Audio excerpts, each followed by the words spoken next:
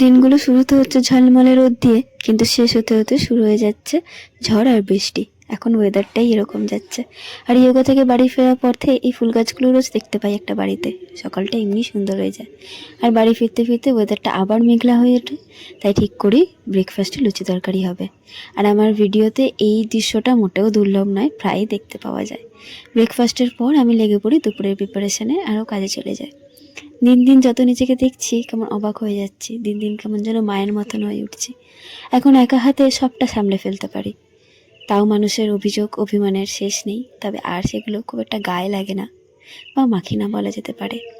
আর পরে তাড়াতাড়ি কাজ থেকে বাড়ি ফিরে যাওয়ার ব্যাপারটা যারা হাউসওয়াইফ তারা বেশ বুঝতে পারবে মনটা কিরকম গার্ডেন গার্ডেন হয়ে যায়। এরই মাঝখানে একটা কাণ্ড হয়ে যায়। এই যে চ্যাং ব্যাংগুলোকে দেখতে পাচ্ছ, এরা বাড়ির বাইরের কলটা ভেঙে দেয়। এদের ট্যাঙ্কির সব জল হুড় করে বেরিয়ে যাচ্ছিল। যাই হোক করে জোড়া তাপ্পি দিয়ে আজকের মতন কাজ চালাই, কারণ এই মুহূর্তে এখন কলের মিস্ত্রি পাওয়া সম্ভব না।